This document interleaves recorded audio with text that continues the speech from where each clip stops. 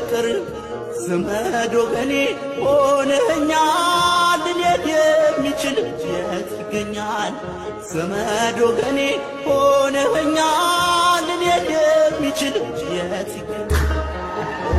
ሲመታኝ ማዕበሉ ማን ያድናል ሁሉም ሲል በሰላም አለፍ በጸጥታ ሁሉ ተክሎ አንተ ጌታ በሰላም አለፍ በጸጥታ ሁሉ ተክሎ